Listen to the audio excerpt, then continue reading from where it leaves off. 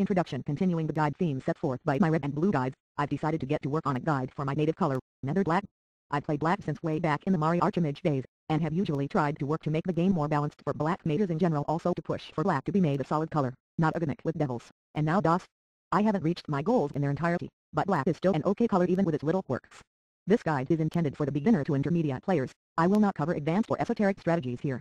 About nether black, it is the color of the ends justify the means, in other words, power at a cost. This is seen through their massive amounts of undisbandable population eaters, their spells such as Black Sabbath, Contract of the Soul, Blood Ritual, Black Death, and Touch of Necromancy. Black is in concept supposed to be the second most destructive color, right behind red, although as of late it has taken a much more defensive overall, making its defense more on the mixed side, much like white. Nether, despite being geared more and more for defense, still does have some powerhouses in the offense department, the top two of these being Wraith and Horn Demons. Nether, with all of this, makes it a not so newbie friendly color. Population crash is one of the hardest things for players, especially new ones, to overcome because population income is based on itself. Unlike held and mono, and black is the most prone to experience population crash, followed by red and blue. I would recommend putting off black until you've tried at least playing red or blue for a reset to adjust you to some population upkeep. The basics. In this section, we'll discuss the three key aspects of beginning your life after research as a mage of any color: gaining land, keeping land, and understanding what the metagame island black tends to only truly shine after around 4K land has of the time this guide is written, so you'll be fighting tooth and nail to get there. Gaining land. Gaining land is the first thing every color should do after research. With most colors it's as simple as choosing your main stag, your fodder, attacking a lot, and then defending the night. With black it can get a bit more complicated since all of your good on color hunting units are undisbandable. Therefore the black must consider both offense and defense with their first runs. The basic setups the black will tend to use are either durable litter plus deep fodder or heavy hitter plus deep fodder. The black can use durable litter plus durable fodder or durable fodder plus durable litter, but I find them less effective, although I will still cover them. And there is even one more strategy, using non-black units. I will cover that as well. Regardless of what strategy you run, you should always run Black Sabbath and Shroud of Darkness as black whenever possible, and when you start using non-black units, you'll want Concentration too. Concentration is a good spell for any color you'll be using off-color units with. Durable litter plus deep fodder. Basically you want your strong durable hitter to be followed by as many small stacks of other units as possible. Black really only has two on-color options for this down low: Vampire or Lich. Lich will usually work better against any target you will find, because vampires are just subpar this low in the ranks because they simply don't deal out enough damage for the power. With Lich's top, you will want to try and find road reds, ear blacks, or Nyx greens, and you're lucky. All three of these use fairly similar spell/item assignments.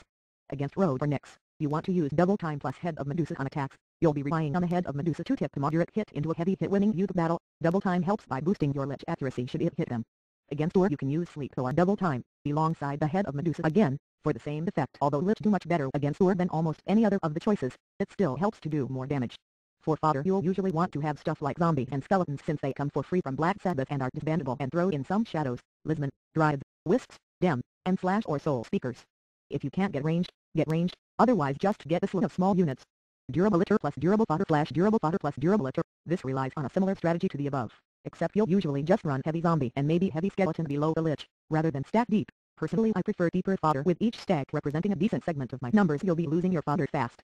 As black, regardless. Same targets as the previous method. The durable fodder over durable litter method is basically putting zombies over your liches to absorb the blows. With any of the above durable methods, you will be disbanding the fodder, and switching to a mono stack of your durable litter and assigning the appropriate spell/item. In my case I like using Lich, so I'd assign Feet of Hermes Sirloxic with Satchel of Mist if I have it available. If you find yourself unable to capture lands with any of the methods mentioned here, you may wish to try Mono Lich Exploring, which is basically to switch out the attacks. Heavy hitter plus deep fodder. In this, you'll be looking to your heavier units. Horn Demons and Wraiths are the most common, but in certain situations you can use Unholy Reavers, although I rather not to. Both HD and Wraiths have the nice effect of working both as fodder and hitter. In a way you'll have a decent number of them, and then you just throw junk behind them to shore up the numbers. Both of these HD/Wraiths are mainly used for hunting whites and blues. Personally I find Wraiths to work better due to the high frequency of Mono AA and Mono Genie blues around. With Black Sabbath, Wraiths tend to eat both of these alive. Disadvantage of these is defense. You'll have to be offensive on defense to keep your land, or rely on entering damaged very quickly. For the offensive defense, ditch your fodder. For quick damaged, don't bother unless you feel safer without it. Dealing an offensive defense with Wraiths/HD, Sleep plus Candle of Sleeping, Sleep plus Ash, Sleep plus Bubble Wine, or double time with any of those items. Honestly I prefer Bubble Wine, because ashes and candles are too expensive to use so low. Quick damaged with Wraiths/HD, cast Battle Chant Red enchantment, use Battle Loves Black and just praise. If you're lucky you'll outdamage and still enter damaged in 1 to 2 attacks. If you're unlucky you'll find someone who has a bad stack that kills minimal units of yours while not losing many of their own. Asterisk vamps may do this, for example. Asterisk.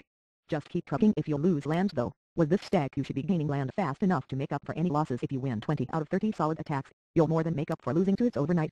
HD specific, you can use flight with HD to make them dangerous on defense. You don't need dash unless you're expecting a slow or web to come after you. Or are more like liches in that you disband everything and turtle up for defense. Feet of Hermes plus satchel works here as well. Your can't do offensive defense as well because they're ground. Also they get crumbled by a lot of units without severed help. Defensively fought plus satchel sometimes won't be enough. Off-color hitting, black is in a unique position in that it has some good units to use on either side of it. On the blue side there's Ginny and Medusa, and on the red side there's the Efreeti, Chimeras, and Salamanders, at least as far as disbandables go. Some blacks will use these on their attack runs because they're much more flexible than non-color units. For this strategy I recommend you scheme through the gaining land sections of my red or blue guides. You will summon these units slower than their original colors, but with the proper preparation you can use these fairly well. Defending land, I covered this pretty much in the gaining land section, because it is so much tied to the offense of black early on due to the undisbandables. So instead of repeat that stuff again, I would like to comment on defense using the odd color strategy mentioned at the end of the previous section. Obviously your choices for spells are completely different than that of the red or blue mage. In fact, you have options from both colors.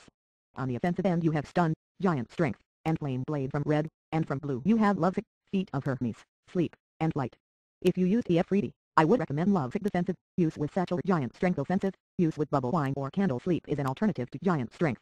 Sleep and giant strength recommended, they have a lower failure rate than lovesick. If you use Chimera, feet of Hermes would boost defense, but honestly Chimera aren't that durable, so you may want to go with foul water, flame blade, or sleep, and a solid item I like bubble wine.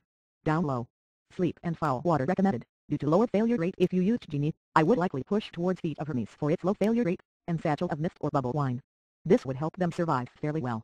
Obviously, I can't account for as many possible stacks as you could have, especially when accounting for off-color, but really, if you read closely and understand the basic concepts, you should be able to muster a defense for whatever method you ended up choosing. The metagame is very clear for black. Honestly it can stack and adapt to hit any unit in a game much like blue, that is both an advantage and a disadvantage. Some ways of hitting with it requires you to summon stuff that's a bit more inefficient than you would sometimes like. Read the descriptions below, and test all the units you possibly can. You will find some do amazingly well, in amazingly hardy situations. Very few units are useless to a black, but most don't have anything but a specialized use for black with the exception of some staple units. Unit advice: nether units. Unholy Revert, this is the only black summonable ultimate. These units used to be easily the most aggressive unit in the game, up with the ranks of Chimera and Elementals, and paid for it at the cost of durability. Now though, Unholy Reavers are mediocre hitters, and more durable than they were in the past. It is my personal stance that these units have become too much of a liability to utilize until high land. They are okay in the mid stacks, and they are okay in the low stacks, but up high against any opponent except certain white units, they tend to lose more power than they deal damage. These are especially vulnerable to other fear units such as Lich and Red Dragon, not to mention heavy fire damage from things like Chims will harm them as well. These are recommended only for higher lands due to their inability to stand in the higher ranks. Fallen Dominion / Fallen Archangel / Fallen Angel, these three units are attained randomly from the ancient spell Corruption. It is really not usually worth the effort to try and attain these as black because they're high upkeep, undisbandability, and huge numbers. They'll send you into a mana crash very quickly after being summoned, unless you're on high land and are set up to support them. Fallen Dominions and Fallen Archangels are the best of these units. Fallen Angels aren't exceptional but they will work okay. I don't bother using the spell to summon these because it's not worth the cost to me, especially considering Corruption can sometimes summon nothing. Devils are a result of the ultimate spell Contract of the Soul. You can find one player's views on using these in Zero's Devil Guide. I will not cover these in depth in this guide, as I consider these somewhere in a range of gimmicks and esoteric strategies as to the proper uses of devils.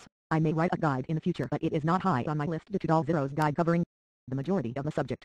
Devils don't count towards battle losses. I felt them important to include due to being key to some nether strategies. Succubi come from the nether ultimate battle spell Dreams of Seduction. These units are part of another specific nether strategy that will not be covered here. There are several ways to use these though, so experiment with them if you wish. Hint: many people use these as a defensive measure because you get current population /25 sub-beat, and they don't count towards battle losses. I felt it important to include them in this list because they are a major tool in nether stacking strategies.